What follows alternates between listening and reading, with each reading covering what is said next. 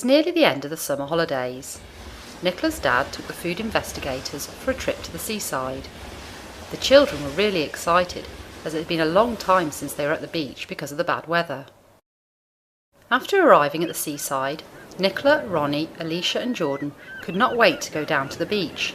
"Look!" Ronnie shouted. "There are tiny crabs crawling in and out of the rock pools." The children went over and were amazed. Suddenly, the children noticed boats appearing on the horizon. "Those must be the fishermen arriving back from sea," Nicola's dad remarked. "Let's go and have a look," Alicia suggested enthusiastically. Nicola's dad and the children went up to the harbour and saw lots of boats coming back from their morning catch. Nicola saw a familiar face. "Dad, isn't that Mr. Skate?" she said. Nicola's dad looked at where Nicola was pointing and saw his old school friend, Ray Skate, who fished locally. Nicola gave Mr. Skate a hug. "Hello, Nicola," Mr. Skate said cheerfully. "It's been a while since I last saw you. Glad you still remember me. Have you changed your mind about fish?" Nicola stuck her tongue out and made a funny face. Nicola's dad said, "Of course not. I'm still trying to convince her to eat fish. Perhaps you could help me." Nicola didn't like the smell of fish. Mr. Skate said hello to all the children, and they introduced themselves as the food investigators. Alicia loved seafood and was interested to know more about what Mr. Skate did. "What happens to all the fish you catch?" Alicia asked. "Ah, well, it goes to market to be sold. Would you like to see the market?" said Mr. Skate. "Oh, yes, please," said Alicia.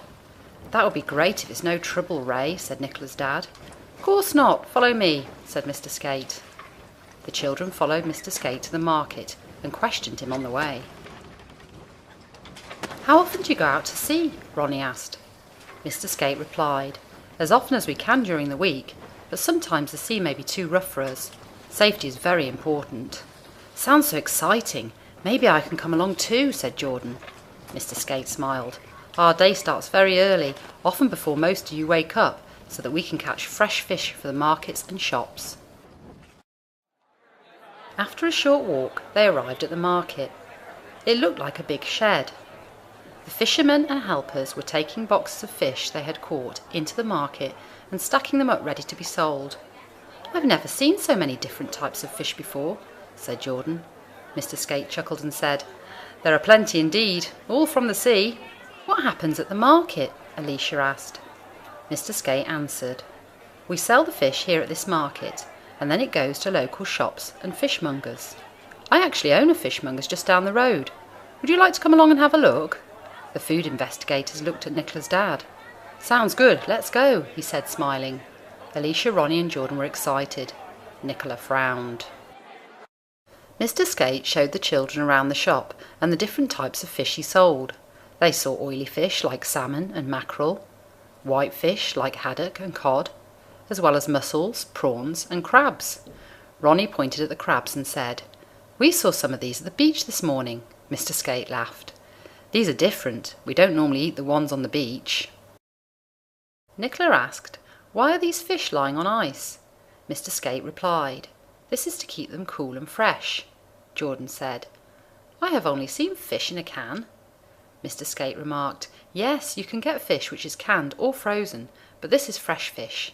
Tell me, what are your favourite fish dishes?" The children took turns to talk about their favourite fish recipes. Jordan said, "I love helping my gran to cook fish pie." Ronnie followed. "Kedgeree tastes delicious. It's a family favourite." Alicia said, "My mum cooks the best steamed fish. It's very healthy and delicious with rice. A very popular dish at our friend's Chinese restaurant too." Of course, Nicola didn't have a favourite fish dish, and she felt very embarrassed. Mr. Skate said, "Very well, children. Are you hungry?" The children had been out the whole morning, and it had been a while since they had breakfast. "Would you like to try some of our signature mini fish cakes?" Mr. Skate asked. Alicia, Ronnie and Jordan all said yes. Nicola shook her head gently. Mr. Skate went inside the kitchen and cooked some fish cakes.